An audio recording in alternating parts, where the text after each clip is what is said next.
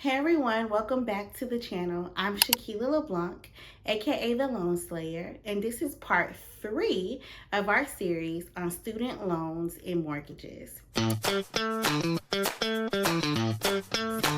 the first 2 videos, we tackled FHA and VA loans and how student loans affect affordability.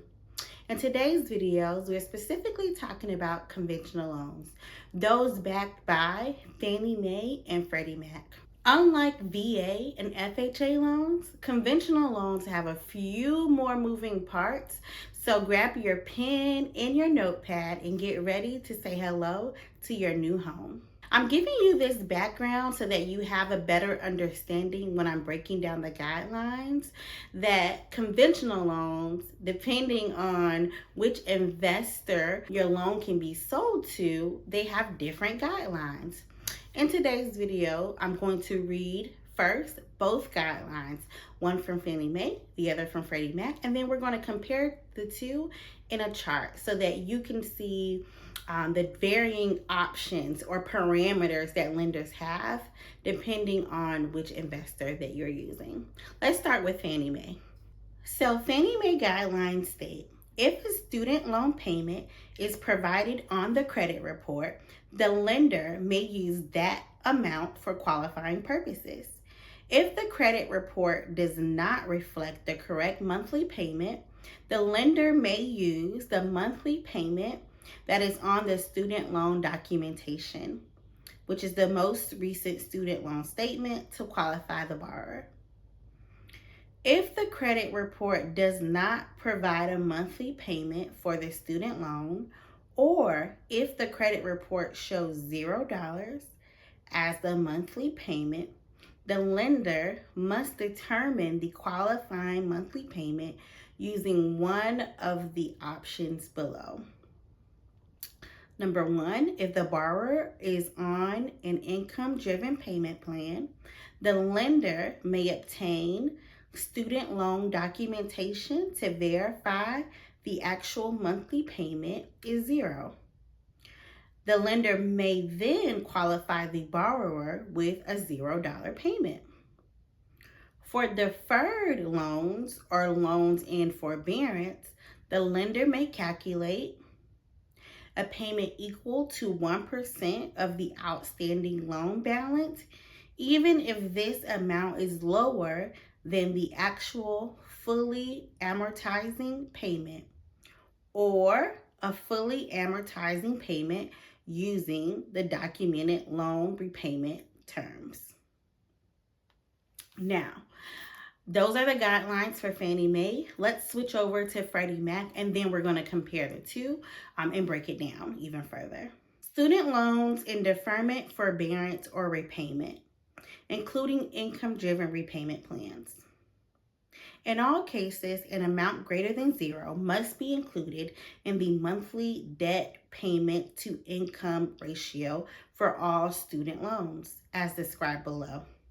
For student loans in deferment, forbearance, or repayment, including income-driven repayment plans, if the monthly payment amount reported on the credit report is greater than $0, the seller must use the monthly payment amount reported on the credit report, unless other documentation in the mortgage file supports a different current payment amount greater than $0.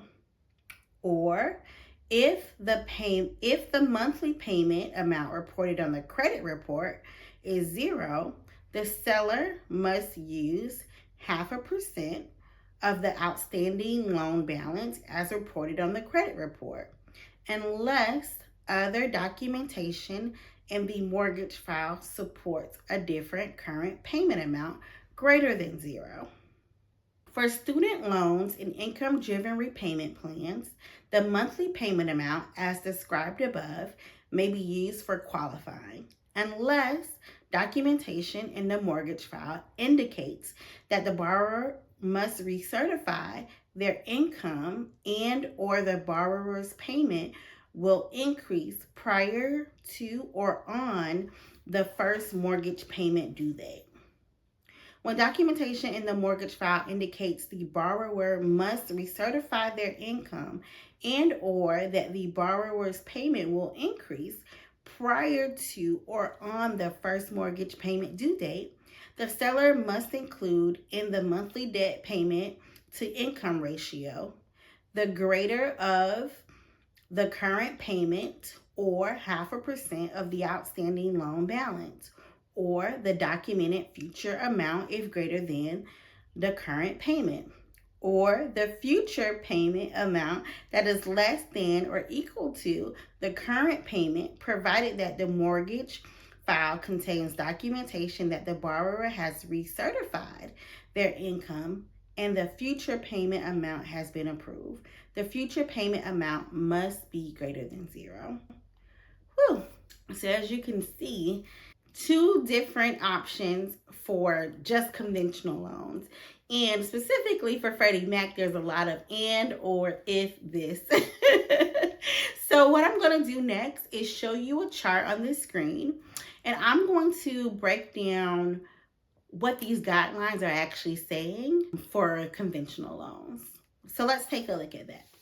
Okay, so taking a look at our chart on the screen, as you can see, we have Fannie Mae and Freddie Mac and the different parameters around what to use for the monthly payment or how to calculate the student loan payment depending on how it's reflecting on the credit report or if it's in forbearance or deferment, if it's 0. So let's just knock them out one by one. So for both Fannie and Freddie Mac, as you can see, if the payment is reporting on the credit report and it's in repayment status, so you're not in forbearance, not deferred, then use the payment that's on the credit report. That's if there's a payment. Now, if there is no payment or $0 payment reporting on the credit, for Fannie Mae, we have to either use 1% of the outstanding balance or a fully amortizing payment using the documented loan repayment terms. If the borrower is on an income-driven repayment plan that shows a monthly payment of 0, then the payment of 0 is acceptable to use. And what that means is if it's reporting $0 on the credit report, you have to have an income-driven payment plan to back that up. You can't just use it because it says 0. You actually have to have documentation showing that it actually is $0. Now, for Freddie Mac, it's a little bit different.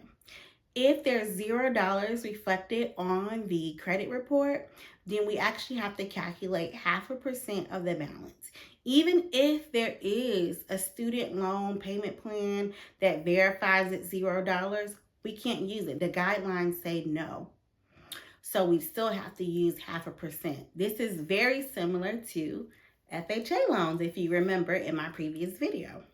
Now, the next thing to consider is if your loans are deferred or in forbearance. So for Fannie Mae, it says if you are deferred or in forbearance, you have to use 1% of the outstanding balance or the fully amortizing payment using documented loan repayment terms. Now, for Freddie Mac, if they're in deferment or forbearance, you have to use the payment reporting on the credit report or 0.5% of the student loan balance if there's nothing on the credit report or if it's 0, unless you have a documented income-driven payment plan. So if it's in deferment or forbearance, you can still use your income-driven repayment plan. And lastly, when payments can be excluded. For Fannie Mae, we've discussed this already. If the payment reporting on the credit is 0 and documentation has been received to back that up. For Freddie Mac, you can exclude the payment when all of the following listed on the chart are met. Number 1, the payment is deferred or is in forbearance. The borrower is eligible for student loan forgiveness, cancellation, discharge, or employment-related repayment programs. And then number 3, the full balance will be forgiven, canceled, discharged, or included in an employment-related repayment program at the end of the deferment or forbearance period. Now, what that means is, number one, all of these have to be met at the same time. So, have to be in deferment, eligible for your loans to be canceled, and the full balance will be forgiven at the end of the deferment. So, that means if you're deferred until 2025, let's say, and your student loans will be forgiven in March of 2025, then we can exclude it, right?